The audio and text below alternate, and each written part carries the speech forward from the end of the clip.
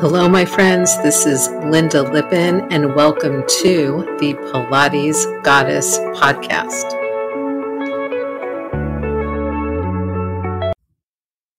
Hello, everybody. It's Lynda, and welcome back one more time to the Pilates Goddess podcast.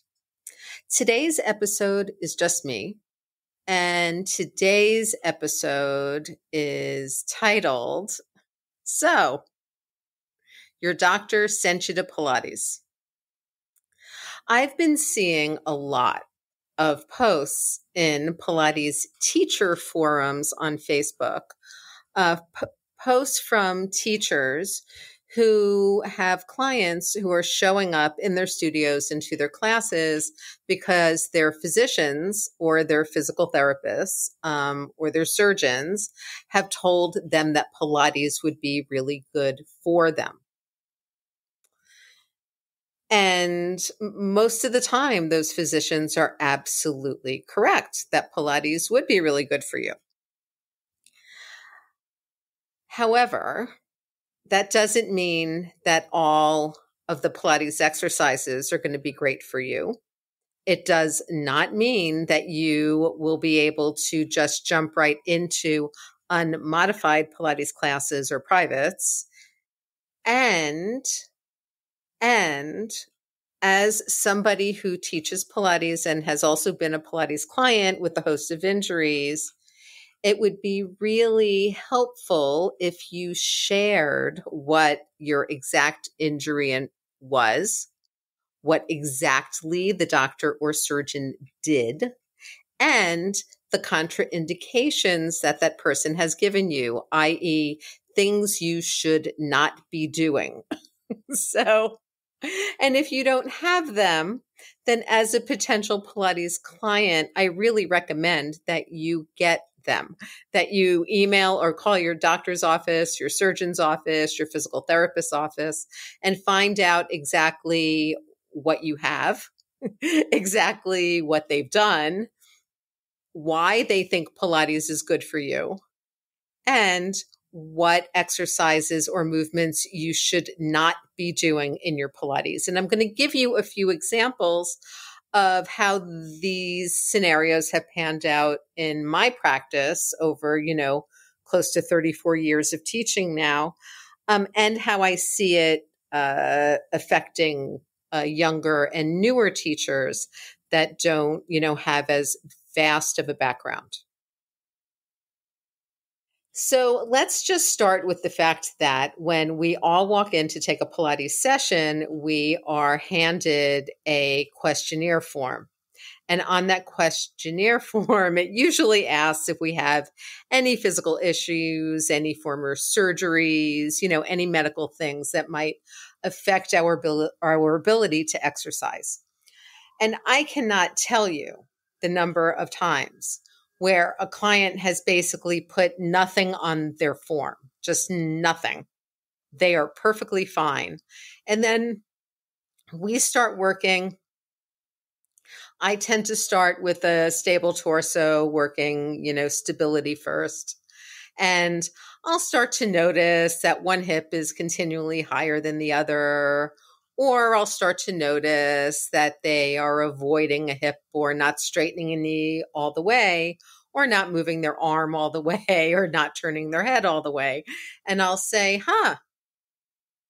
is something going on there? Is that bothering you today? And then I'll hear, oh, by the way, did I tell you about my scoliosis? Did I tell you about my torn rotator cuff? Did I tell you about my torn meniscus? Did I tell you about my ACL repair surgery that I had, a little while ago?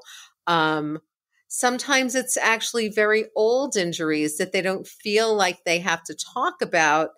But in the context of doing Pilates, where you're doing full body movement and you're actually doing a lot of spine and joint movement, sometimes the old things come out. So I'll have folks who say had a spinal fusion, but had it, 10 years ago and kind of forgot about it. And then suddenly we do something starts to hurt or feel a little funky. And they're like, oh, yeah, by the way, you had that done.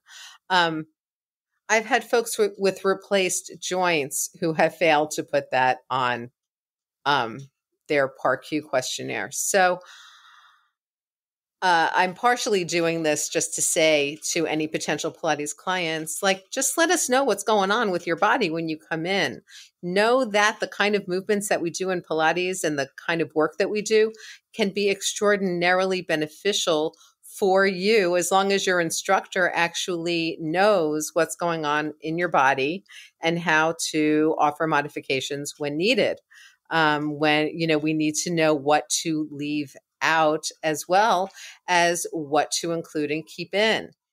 And I would not worry about your instructor kind of treating you differently or like kind of dumbing down the whole class for you, because we don't do that. But what we will do is ensure that you are not doing exercises in a class, if you're taking a group, or in your private, that are exercises that could potentially hurt you after the session or class. And I don't know about you, but I know in my body, sometimes I don't know right away if something hurt me or was bad. Sometimes things feel okay while I am doing them. And then 12 to 36 hours later, suddenly things start to hurt or freeze up or burn, or I can't move them as well. And then I know I did something. Okay. These are situations that we, as trained Pilates professionals and fitness professionals, would like to avoid you having. In my opinion, if you are paying me for my expertise in a session, the least you could do for me is just give me the information that I need in order to teach you safely and effectively. All right. That's all I ask.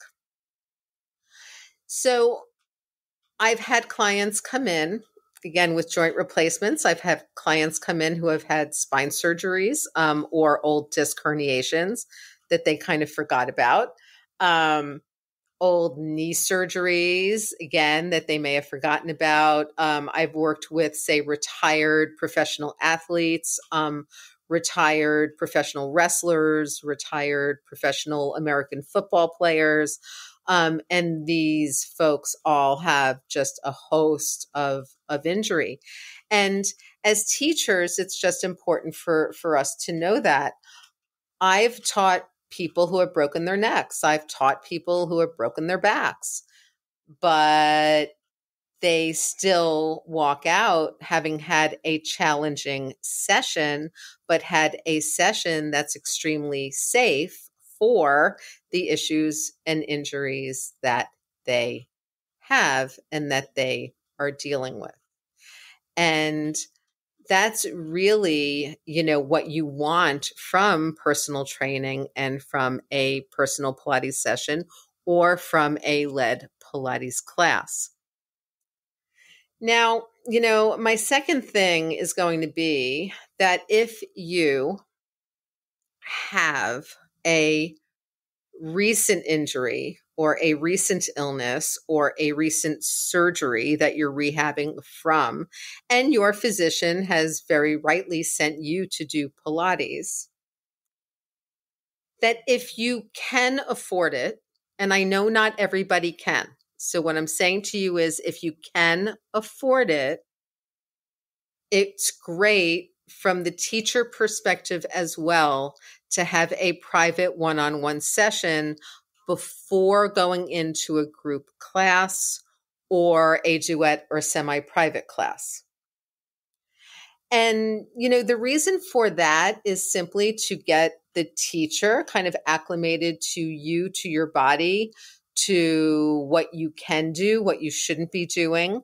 Because once they know that, or, once I know that, I can put a great group class together that would be good for everybody and still offer you the modifications that you need for your body.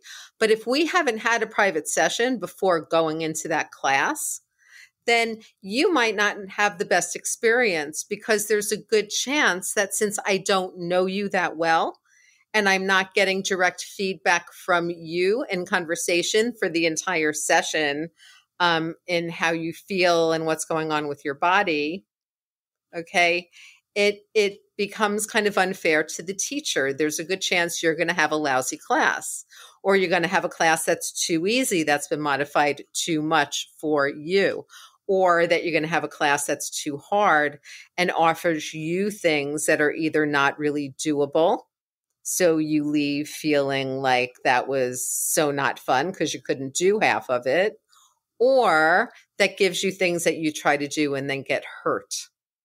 And that's basically the scenario that nobody wants. So understand that if, a studio or a teacher comes to you and says, look, you've got a lot going on in your body, and we would really like to see you for a private session before you jump into anything group, they're looking at it from both their own perspective and from yours. Everybody in that situation wants you to have the best experience and the safest experience and the most effective experience, okay? All Pilates teachers want people who come to do Pilates with us to have a good, safe, and effective class and experience. And the way to do that is by giving us the information that we need to work from going in. So I was on a Pilates Facebook group this week, and somebody made a very general post, and it said, there were two general posts actually that would be interesting in this discussion. First one was, I teach group Pilates mat in a gym facility. Somebody wishes to come and join my mat class who has MS, multiple sclerosis, which is a disease of the nervous system. I've never really worked with multiple sclerosis, but their physician and physio told them that Pilates would be a good option for them. Help me out, and I'm not really sure what to do. Okay, so essentially, the group came back with, I think, very appropriate answers, but the answers were really, yes, Pilates will and can be great for this person with MS. But just ascertain kind of where they are in their MS journey. Do they have feeling in their feet? Do they have feeling in their hands? Can they do things that are standing or balancing? How stiff is their spine? How strong are they going in? There's other considerations with MS. You want to make sure that the person doesn't get extraordinarily overheated in class, like in a high intensity situation, because the heat in the body actually accentuates the kind of fraying of the nerves and the nervous system. So to avoid kind of extra degeneration and encourage as much regeneration and stability as we can with folks with MS, we want to be a little bit concerned about how much they're pushing themselves. We want to be concerned about room temperature. We want to be obviously concerned about numbness and places where they might not feel their bodies. And this is the kind of situation where it could be great just to have a tiny bit more information, right? A tiny bit more information going in. And I would love it, of course, if doctors would, explain to their patients that, yes, we want you to do Pilates, but you are going to have to modify. But they don't always do that. Now, the second story is a newer Pilates teacher posts. I have a new client coming in who had a recent back surgery. He's in some pain. His doctor told him Pilates would be good for him. Help. And basically, all the teachers came in and said the same thing I just said to you guys, which is get in touch with the client. Make sure that they know exactly what was wrong with them, what they had done to them, and any considerations that you might need in terms of contraindications and modifications of the exercises. So, all of this is very important. But I also, since I'm talking to potential or current Pilates clients as well, I'm going to give you one more story before I go. And that is that several years ago, when I was really working in my former specialty, which was postnatal diastasis recti, pelvic floor issues, and hernia, I had a client come in who had like a 4-finger spread diastasis recti that she had for a couple of years after, giving birth. She went to a personal trainer in her gym, and he started giving her a lot of exercises that actually increase intra-abdominal pressure, which is contraindicated for diastasis recti, especially at the beginning. So instead of allowing her to kind of navigate what was happening in her body without worrying about increasing the abdominal pressure, he was giving her a lot of overhead presses. He was giving her a lot of traditional abdominal work, including crunches. And he was also having her do, bicycle crunches and planking, and her diastasis was getting worse and her back was hurting. So here's a case where you basically had a trainer who wasn't sure, I don't think, what he should have been doing. She just basically said, I've got this thing. And you want to know something? I mean, if I was that trainer and really wasn't sure, I would not have taken the client. But he did. And then when, my client kept saying, but the work that you're giving me looks like it's making things worse, not better. It's not pulling in. My back's still hurting. He said to her, if you were doing things correctly, you would feel better. Now, there's a number of problems with that, but I would break that down into, a trainer not quite understanding what the client was going through. Okay. A client who knew that she had an issue and could say what it was, but still really wasn't sure what she needed to do to help it. So was relying on the trainer, right? And then everybody ended up dissatisfied because she didn't feel good. He ended up not feeling good. Obviously, he, went into kind of a blaming the client scenario, which is never great. And at the end of the day, she came to me. And I helped her, and she was good moving forward. But that's because I kind of know what I'm doing. So I'm going to end here. But my important takeaway for you from this is that if you are a client and you know that you've got some physical issues that are going to need to be worked around, you need to let your Pilates teachers, yoga teachers, and personal trainers know these things. If you are working with physicians, if you are working with physical therapists and you're not sure what you need, ask them and they will tell you, and then you will pass the information on to the folks working with your body. If you are spending time, money, and energy doing this, you want to do this in a way that is effective and works for you and doesn't hurt you, and that allows you and your trainer or Pilates teacher to have a long, ongoing future relationship where everybody feels and functions better. Okay, that's what this work is all about. Thank you once again so much for coming back and listening to this podcast. I love you all. And once again, if you love it, please go to the Apple Podcast app or into iTunes and leave a rating and a written review for the podcast. You can also rate the podcast on Spotify, which would be awesome. I will talk to you soon. Bye.